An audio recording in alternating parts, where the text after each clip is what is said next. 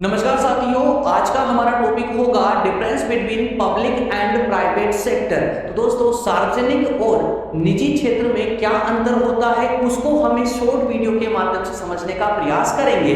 Public versus private sector, तो दोस्तों इनका दोनों के बीच में अगर हमें अंतर फाइंड आउट करना है तो उसका अंतर हम कुछ बिंदुओं के माध्यम से करेंगे। जैसे कि दोस्तों, देखिए पूरे विस्तार पूर्वक क्लासेस में हालांकि इन पर एक एक करके पूरे सेपरेटली हम इस पर डिस्कस करेंगे, लेकिन मैं आपको यहाँ पर बता दूं स्वामित्व एवं प्रबंधन की। स्वामित्व और प्रबंधन के आधार पर भी दोनों के बीच में डिफरेंस है, दोनों के बीच में अंतर है, निजी क्षेत्र और सार्वजनिक क्षेत्र में। क्लियर है। अगला है दोस्तों उद्देश्य की दृष्टि से, क्योंकि सार्वजनिक क्षेत्र के जो संस्थाएं होती है वो उसका उद्देश्य जन कल्याण होता है, जबकि निजी क्षेत्र का जो उद्देश्य होता है वो होता है संस्था का हित या संस्था का अधिकतम लाभ। उसी प्रकार से अगला है कर्मचारियों के हितों की रक्षा। जो प्राइवेट सेक्टर होता है दोस्तों, उसकी अपेक्षा पब्लिक सेक्टर के द्वारा कर्मचारियों को विशेष लाभ प्रदान किया जाता है। यहाँ पर इन दोनों में एक डिफरेंस होता है। इसके अलावा नियंत्रण के दृष्टिकोण से भी इनमें विशेष अंतर पाया जाता है। नियंत्रण के दृष्टिकोण से दोस्तों कि जो प्राइवेट सेक्टर की जो संस्थाएं होती है, अर्थात निजी क्षेत्र की जो संस्थाएं होती है, उनका नियंत्रण निजी हाथों में होता है, जबकि सार्वजनिक क्षेत्र की संस्थाओं का नियंत्रण सरकार के हाथों में होता है। अगला है प्रबंधकों का हित। दोस्तों यहाँ पर जो है पब्लिक सेक्टर अर्थात कि जो सार्वजनिक क्षेत्र के उद्यम होते हैं उनका जो हित होता है वो सार्वजनिक हित होता है, जन कल्याण होता है, राष्ट्र कल्याण होता है। जबकि अगर हम निजी क्षेत्र की बात करते हैं तो उनका हित जो है संस्था का हित होता है। तो उसका जो प्रबंधन जो मैनेजमेंट होता है उसका एक ही एम होता है कि किस प्रकार से संस्था का अर्थात कि जो उनकी संस्था है, जो कंपनी है, उसका किस प्रकार से हित किया जा सके। क्लियर है। अगला है दोस्तों, नेक्स्ट है लेखा परीक्षण।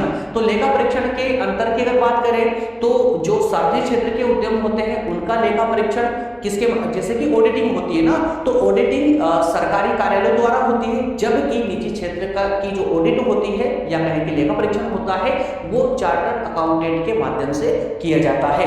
अगला है पूंजी की व्यवस्था। सार्वजनिक क्षेत्र के जो उद्यम होते हैं उनकी पूंजी की व्यवस्था सरकार स्वयं करती है, जबकि निजी क्षेत्र की संस्थाओं के लिए पूंजी की व्यवस्था स्वयं उद्यमी को करना होता है। अगला है आर्थिक अधिशेष का सृजन।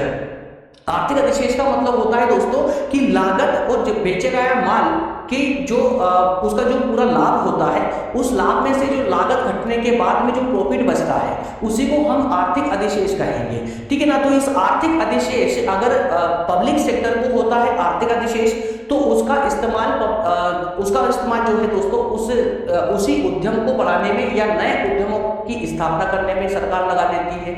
और अगर निजी क्षेत्र को ये लाभ होता है या आर्थिक अधिशेष प्राप्त होता है तो उसका इस्तेमाल वो स्वयं का हित या स्वयं का लाभ के रूप में उसका इस्तेमाल करती है। अगला देखेंगे हम संसाधन के रूप में दोनों में क्या डिफरेंस पाया जाता है। तो संसाधन के आधार पर अगर देखा जाए तो दोनों में एक विशेष अंतर पाया जाता है। सार्वजनिक क्षेत्र के जो उद्यम होते हैं, सार्वजनिक क्षेत्र के पास में संसाधन ज्यादा होते हैं, वहीं निजी क्षेत्र के जो उद्यम होते हैं उनके पास संसाधन अपेक्षाकृत कम होते हैं। ठीक है। नेक्स्ट एंड लास्ट है समाज हित में। जी हाँ, अगर हम हित की बात करें दोस्तों तो जो निजी क्षेत्र के उद्यम होते हैं वो समाज हित में कार्य करते हैं। कैसे कार्य करते हैं समाज हित में, जबकि समाज हित में तो सार्वजनिक उद्यमों को काम करना चाहिए, जबकि दोस्तों सार्वजनिक उद्यम के जो वस्तु और सेवाएं आती है उनकी अपेक्षा निजी क्षेत्र के द्वारा उत्पादित की गई वस्तु और सेवाएं जो है जनता के अधिक हित में होती है क्योंकि उनके जो उत्पादन किया जाता है वो जनता के या समाज की मांग के आधार पर किया जाता है।